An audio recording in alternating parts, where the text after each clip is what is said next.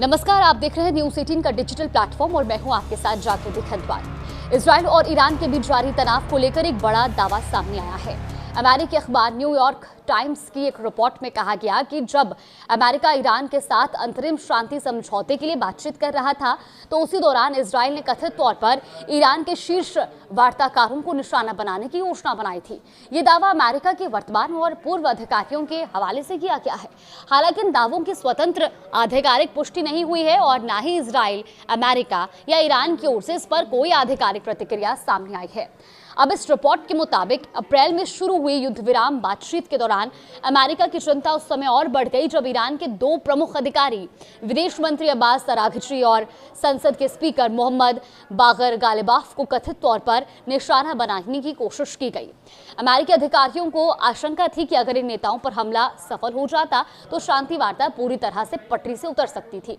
और इसी वजह से वॉशिंगटन ने क्षेत्र के कुछ अन्य देशों से ईरान को संभावित खतरे के बारे में आगाह करने के लिए कहा था। अमेरिका को डर था कि बातचीत में शामिल नेताओं पर किसी भी तरह का हमला पूरे शांति प्रयास को विफल कर सकता है और रिपोर्ट में ये दावा भी किया गया कि ईरान के शीर्ष नेतृत्व को निशाना बनाना युद्ध की शुरुआत से भी इजराइल की रणनीति का हिस्सा रहा है। रिपोर्ट के अनुसार युद्ध के शुरुआती दौर में हुए इजरायली और अमेरिकी हमलों में ईरान के सर्वोच्च नेता अयातुल्ला अली खामेनेई और कई अन्य वरिष्ठ अधिकारियों के मारे जाने का दावा किया गया और रिपोर्ट के मुताबिक जहां अमेरिकी सेना का मुख्य फोकस ईरान की नौसेना और मिसाइल क्षमता को कमजोर करना था, तो वहीं इजराइल ने शुरुआत से ही ईरान के शीर्ष राजनीतिक और सुरक्षा नेतृत्व को निशाना बनाने पर ज्यादा जोर दिया। रिपोर्ट में यह भी कहा गया कि इजराइल की कथित टारगेट लिस्ट में वरिष्ठ राष्ट्रीय सुरक्षा अधिकारी अली लारिजानी और पूर्व विदेश मंत्री कमाल खराजी जैसे नाम भी शामिल थे। अब्बास अराघची और मोहम्मद बागर गालिबाफ अमेरिका और अन्य देशों के साथ युद्ध विराम और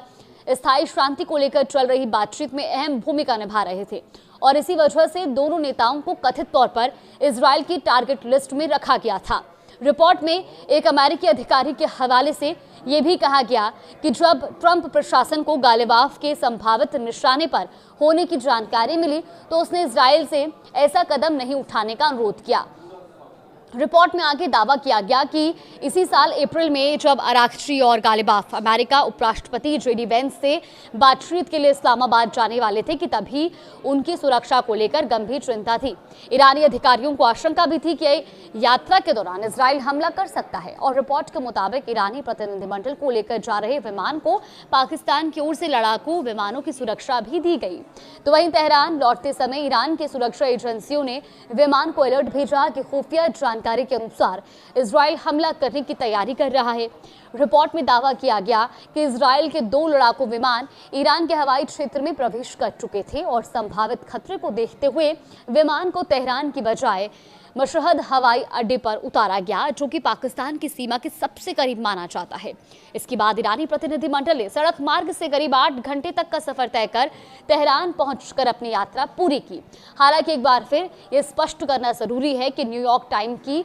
इस रिपोर्ट में किए गए इन दावों की स्वतंत्र आधिकारिक पुष्टि नहीं हुई है। इजराइल, अमेरिका और ईरान तीनों देशों की ओर से इस मामले पर अभी तक कोई आधिकारिक प्रतिक्रिया सामने नहीं आई है। फिलहाल इस पर आगे कुछ अपडेट सामने आएगा तो आप तक जरूर साझा करेंगे।